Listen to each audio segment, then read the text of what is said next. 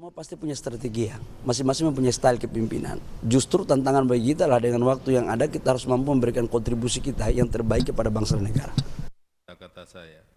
Ketua DPP PDI Perjuangan Said Abdullah menyatakan reshuffle merupakan hak presiden meski kader PDIP hengkang dari kabinet Jokowi Ma'ruf. Namun PDIP memastikan akan mengawal pemerintahan hingga akhir pemerintahan Jokowi Ma'ruf. Pertanyaannya apakah ini bagian dari menyingkirkan kader-kader PDI Perjuangan? Kan PDI Perjuangan sudah mewakafkan. Silakan yang diwakafkan itu mau dipakai lagi, tidak dipakai lagi, bagi PDIP tidak ada masalah sedikit pun. Kalau mau, kami sebenarnya dengan hak prerogatif Ibu Ketua Umum, kan sejak awal sudah ditarik menteri-menteri itu. Tapi Ibu tidak melakukan itu. Karena apa? Ya Ibu Mega pun sebagai Ketua Umum yang diberi prerogatif tetap menjalankan amanah Kongres. Direktur Eksekutif Trias Politika Strategis Agung Baskoro menyebut perombakan kabinet syarat muatan politis. Agung menyebut perombakan dilakukan untuk mengamankan legasi Jokowi di masa transisi. Memang erat kaitannya juga ya dengan beberapa suksesi kepemimpinan di internal partai seperti Munaslup Golkar, Kongres PAN dan Nasdem, kemudian Muktamar PKB. Ya, Menkumham menjadi posisi yang sangat strategis karena memberikan arahan ya pengesahan baik dalam konteks ADART maupun kepengurusan partai yang baru. Pelantikan menteri diklaim istana untuk memudahkan transisi pemerintahan meski perombakan dilakukan 2 bulan jelang masa akhir jabatan Presiden Jokowi. Tim Liputan, Kompas TV. Demi Allah saya 945 serta akan menjalankan segala peraturan. Bagaimana efektivitas menteri dengan sisa jabatan 2 bulan meski hak prerogatif presiden? Benarkah ini menjadi jalan untuk memuluskan transisi pemerintahan? Kami bahas bersama Grace Natali, staf khusus presiden. Bergabung juga Nusyirwan Suyono, ketua DPP PDIP, dan Gun-Gun Herianto, direktur eksekutif Political Literacy. Selamat malam Mbak Grace, Pak Nusyirwan juga Kang Gun-Gun. Selamat malam. Malam, saya ke Pak Nusyirwan dulu. Di satu sisi PDIP bilang bahwa ini adalah hak prerogatif presiden. Oke, secara normatif demikian.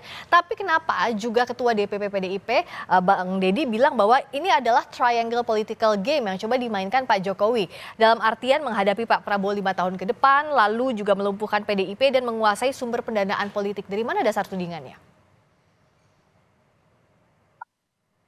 Tentu apa yang disampaikan berkaitan dengan pertimbangan reshuffle itu apa saja bisa dibuat untuk menjadi pertimbangan adanya reshuffle.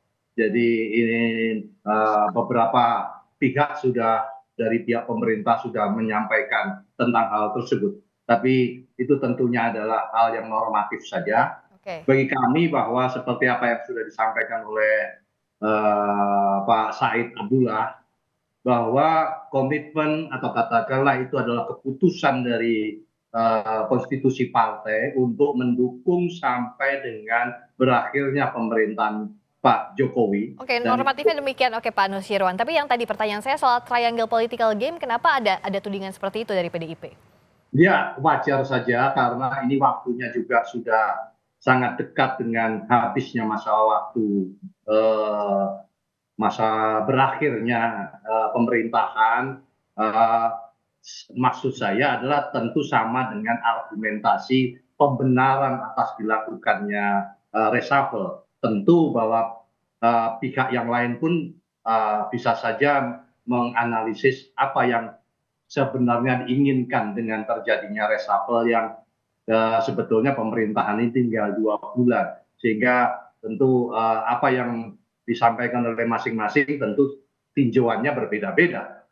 Saya hanya ingin mengatakan komitmen PDI Perjuangan itu tidak hanya 5 tahun, tapi sudah sejak 2014, karena Pak Jokowi juga di dalam pidato kenegaraan di sidang tahunan itu menyebutnya 10 tahun. Ya, jadi kalau secara komitmen, komitmen 10 tahun untuk mendukung pemerintahan Pak Jokowi, begitu ya Pak Nusyirwan. Tapi artinya ya, tadi 10 tahun itu kan kita mengusung, jangan dipotong kalimat saya, mohon maaf. Jadi ini ada bermakna karena bagaimanapun 10 tahun kami komitmen untuk sampai berakhirnya untuk menjaga. Soal setelah itu bahwa dianggap sudah tidak diperlukan kembali, itu adalah hak prerogatif yang disebut dengan hak prerogatif presiden. Tapi tentu kita komit untuk sampai menjaga, sampai mendukung sampai berakhirnya pemerintahan Pak Jokowi saat ini. Baik, yang itu ditangkap. Nah, tapi apakah dengan pertanyaan tadi Pak Nusirwan, meskipun ada kata-kata meskipun ini kan 2 bulan lagi sisa masa pemerintahan, ada pandangan dari PDIP bahwa ini tidak akan efektif kinerja dari menteri-menteri yang ditunjuk Pak Jokowi reshuffle ini?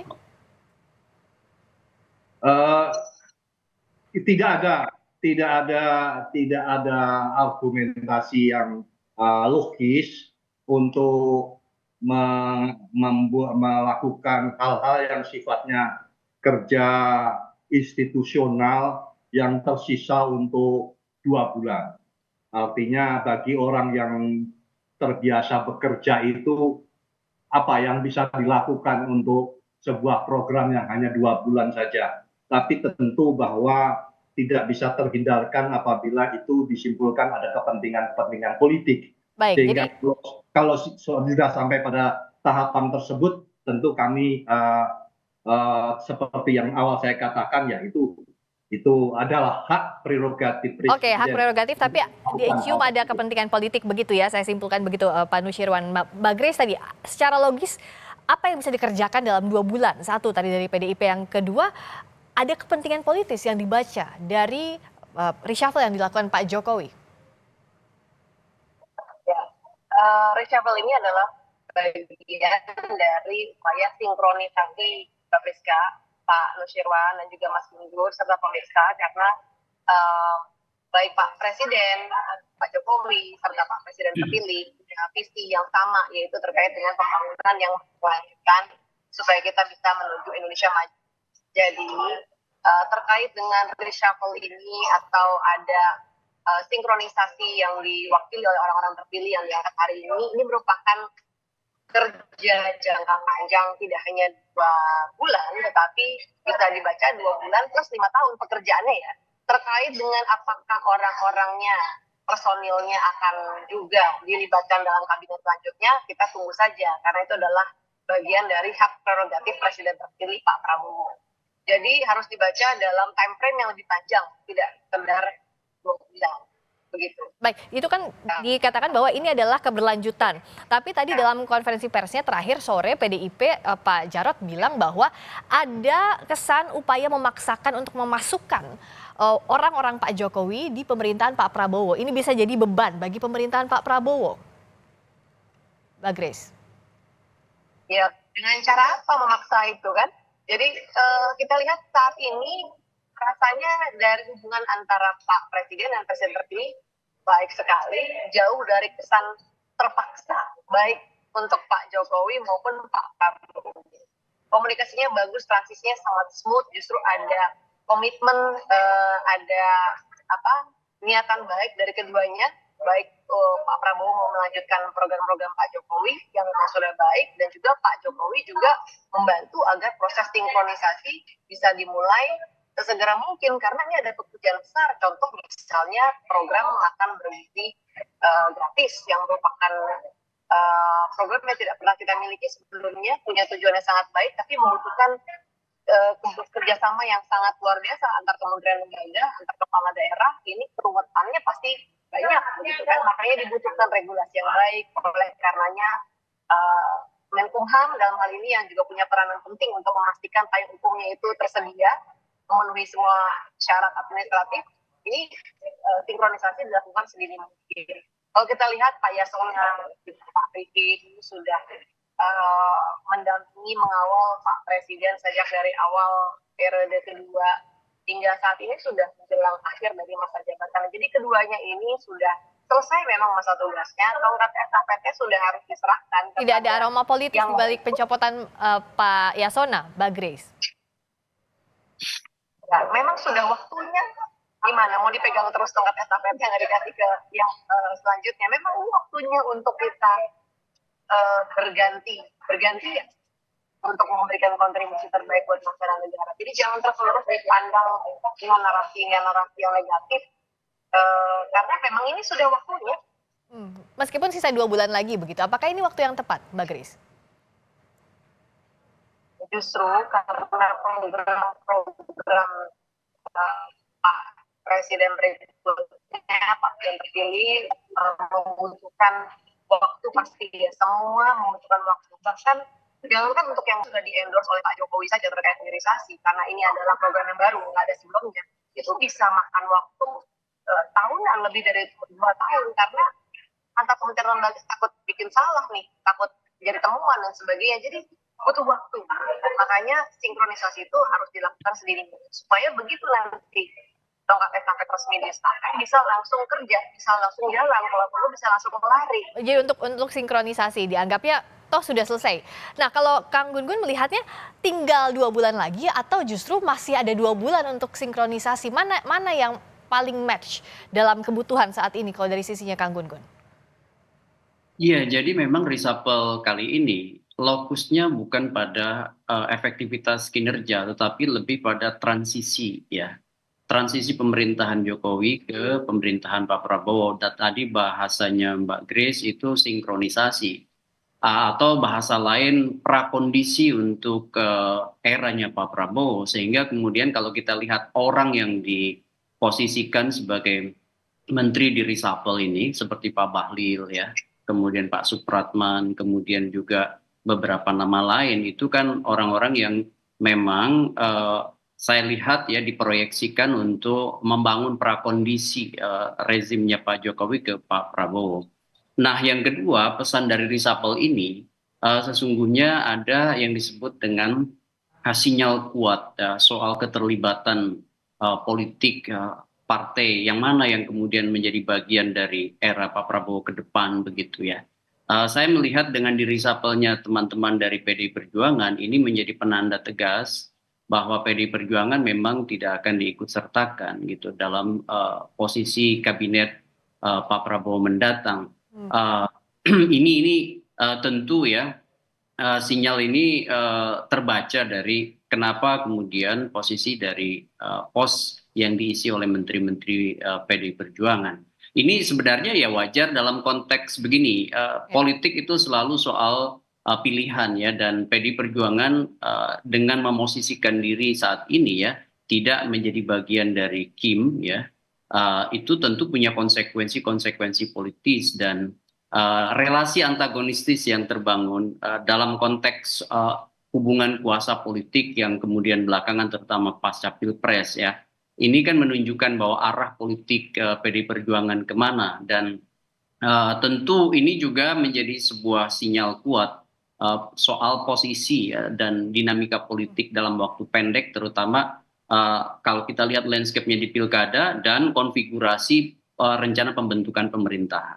Begitu. Kang Gun-Gun melihatnya dengan PDIP berjalan sendirian, apa yang untung rugi yang akan didapatkan oleh PDIP di pemerintahan berikutnya? Ya tentu bagi PDI Perjuangan ya ini benar-benar ujian juga soal eksistensi partai, karena apa, PDI Perjuangan dulu pernah punya pengalaman ya di era Pak SBY menjadi kekuatan oposan dan kemudian menjadi bagian dari pemerintahan Pak Jokowi 2 periode. Sekarang dihadapkan pada realitas berbeda posisi politik dan apakah kemudian mampu kembali memerankan diri sebagai kekuatan oposan atau sebut aja kalau PDI Perjuangan istilahnya penyeimbang kekuatan politik ya, dan itu diperlukan dalam konteks demokratisasi ya, dan PDIP saya pikir punya pengalaman itu, dan proses yang kemudian ditunjukkan oleh PDIP bisa juga menjadi sumbangsih juga dengan cara yang berbeda gitu. Memang kerugiannya signifikan ya, bagaimanapun di luar itu berat ya, mulai dari pola relasi politik yang mungkin tidak mudah tidak hanya di pusat tapi juga di daerah ya, kemudian logistik, kemudian juga mungkin ditinggalkan dalam konteks power sharing. Jadi tegasnya oposisi begitu akan jadi tantangan untuk PDIP ke depan ya Kang Gun-Gun. Ya, Kalau tentu, baik, saya ke tantangan. Pak Nusirwan. Apakah PDIP sudah siap melihat sinyal ujian ini ke depannya dari mulai reshuffle 2 menteri di posisi pentingnya, meskipun Pak Arifin Tasrif bukan kader PDIP, tapi kan berdasarkan rekomendasi dari PDIP. Juga Pak Yasona Lawli dianggap dari istana tadi Mbak Grace bilang ini sudah waktunya, tapi apakah PDIP membaca sinyal itu atau jadi penanda tegas bahwa oke, PDIP ke depannya bukan lagi bagian dari pemerintahan Pak Prabowo? Ya, yang pertama kalau kalimat sudah waktunya, saya tidak tahu, nanti ditanya sendiri maksudnya sudah waktunya itu bagaimana. Apakah sudah waktunya tidak diperlukan lagi, atau kalau bahasa sudah waktu, kalau waktu itu tentu mengikuti batas masa bakti pemerintahan. Saya tidak tahu itu maksudnya sudah waktunya itu seperti apa. Yang kedua yang berkaitan dengan tadi sudah dijelaskan oleh Pak Gun-Gun bahwa kita cukup lama punya perjalanan untuk menjadi penyeimbang, kalau bukan oposisi tapi penyeimbang. Dan yang kedua, kita tidak boleh mendahului. Kita tidak boleh mendahului. Nanti setelah 20 Oktober tentunya yang memimpin sudah bukan Pak Jokowi lagi. Dan tentu yang memiliki hak prerogatif kebijakan, tidak hanya hak prerogatif untuk kabinet, tapi juga policy dan kebijakan seperti apa terlalu cepat kalau saat ini disimpulkan. Tentu nanti kita lihat saja setelah tanggal 20 Oktober itu beliau Pak Prabowo yang menyambung kepemimpinan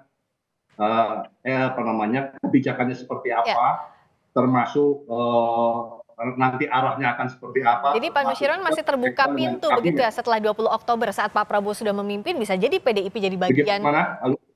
Pak Nusirwan, tadi dari yang Anda sampaikan berarti masih terbuka kemungkinan PDIP, tapi nanti lihat 20 Oktober setelah Pak Prabowo yang memimpin.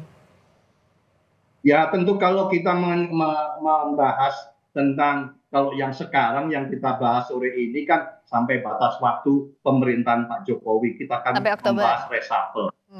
Reshuffle-nya reshuffle pemerintahan Pak Jokowi. Terlalu cepat kalau kita menyimpulkan beberapa langkah-langkah pasca tanggal 20 Oktober pergantian nantinya. Kita lihat saja nanti bagaimana perkembangannya. Menurut saya begitu, menurut kami begitu. Sama-sama dong, sama-sama memiliki hak prerogatif. Kalau kita mengatakan bahwa sekarang ada hak prerogatif, kita juga harus hormati. Nanti setelah 20 Oktober juga ada hak prerogatif yang dimiliki oleh presiden terpilih. Nah, ada hak prerogatif Pak Prabowo yang ditunggu oleh PDIP. Ini artinya masih ada pintu yang tak mau dijawab sekarang oleh PDI Perjuangan, bisa bergabung atau tidak. Tapi kan bicara soal reshuffle ini, Mbak Grace tadi disampaikan adalah ada transisi kepemimpinan antara Pak Jokowi dengan Pak Prabowo. Apakah dengan, meskipun nanti orangnya tidak tahu siapa yang akan ditunjuk saat Pak Prabowo sudah menjadi memimpin sebagai presiden terpilih, tapi sebagai presiden definitif, tapi apakah reshuffle ini jadi kode bahwa ada orang-orang yang dititipkan atau Pak Jokowi ini punya andil juga untuk menyusun kabinet di masa pemerintahan Pak Prabowo, Mbak Grace? Yang pasti Mbak Priska, ada komunikasi yang baik antara Pak Presiden saat ini, Pak Jokowi, dan juga Presiden terpilih Pak Prabowo. Jadi kalau kita lihat ini membuat makanya proses transisi atau sinkronisasi ini bisa smooth sekali. Dan oleh karenanya yang akan mendapatkan manfaat paling besar adalah masyarakat Indonesia. Kalau para pemimpinnya campur begitu ya. Timbang yang ada di kapal tapi terus membolongi kapal gitu kan, jadi kapalnya gimana mau jalan gitu kan. Kalau ini ada kerjasama yang baik, sama-sama punya satu visi bahwa pembangunan itu harus berkelanjutan. Dan oleh karenanya kita lihat prosesnya ya bisa dikatakan sangat-sangat smooth, supaya nanti mengurangi waktu untuk orientasi, mengurangi waktu-waktu yang terbuang pada waktu sangat pendek begitu ya. Pak Jokowi 10 tahun aja banyak yang beliau capai, tapi juga beliau bilang masih banyak yang perlu kita kerjakan agar bisa menuju Indonesia maju. Jadi karena waktu sangat berharga, oleh karenanya waktu-waktu tunggu yang harus dilakukan memang proses koordinasi antar kementerian lembaga, apalagi untuk proyek-proyek program-program yang belum pernah ada sebelumnya. Koordinasi bukan dalam artian cawe-cawe ya Mbak Grace? Kenapa? Koordinasi di tidak. sini bukan dalam artian cawe-cawe Pak Jokowi. Koordinasi yang sesuai dengan kapasitas dan porsi masing-masing. Kalau Kang Gun lihatnya, jadi kalau dari proses transisi ini kan ada keberlanjutan tadi disampaikan oleh Mbak Grace, tapi PDIP juga belum mau berbicara soal apa yang akan jadi sikap PDIP dalam pemerintahan mendatang. Nah, reshuffle ini apa maknanya? Apakah sekadar tadi langkah politis, transisi itu normatifnya, tapi secara politis apa implikasinya? Ya, implikasinya menurut saya jelas ya, bagi hubungan politik Pak Jokowi dengan PDI Perjuangan itu gapnya nampak melebar. Tetapi belum tentu posisi PDI Perjuangan dengan Pak Prabowo pasca perubahan pemerintahan. Makanya memang tidak ada pola politik linier, tapi bersifat resiprokal, timbal balik, tergantung pada dinamika yang terjadi, ditentukan oleh isu dan pergerakan aktor. Jadi bagi saya sih, apa yang tadi disampaikan oleh Pak Nus itu adalah equivocal communications dalam konteks komunikasi politik. Jadi sifatnya itu diplomatis ya. Maksud saya begini, posisi politik PDI Perjuangan akan ditentukan juga aksi reaksinya dengan Pak Prabowo nanti. Tetapi dugaan saya berdasarkan basis analisis, di awal pembentukan pemerintahan mungkin PDI Perjuangan tidak akan terlibat terlebih dahulu. Maksud saya, jikapun dinamikanya berubah pasca pembentukan pemerintahan, tidak di tahun awal, melainkan akan sangat ditentukan oleh dinamika tahun kedua dan seterusnya. Apakah kemudian pola hubungan Pak Jokowi dan Pak Prabowo tetap menguat, ya kan, atau sebaliknya. Nah, ini tentu juga akan menjadi satu pertimbangan ke depan. Makanya kemudian saya lihat kehati-hatian PDI Perjuangan dalam menentukan sikap itu akan sangat dipengaruhi oleh situasi pasca 20 Oktober. Situasi pasca 20 Oktober masih yang paling menentukan, meskipun reshuffle ini digelar 2 bulan sebelumnya, tapi tadi dibaca ini sebagai langkah politik untuk transisi, seberapa efektif publik yang nanti akan menilai. Terima kasih Mbak Grace Natali, staf khusus Presiden, terima kasih Pak Nusirwan Suyono, Ketua DPP PDIP, dan juga Kang Gun Gun Herianto, Direktur Eksekutif Political Literasi. Selamat malam.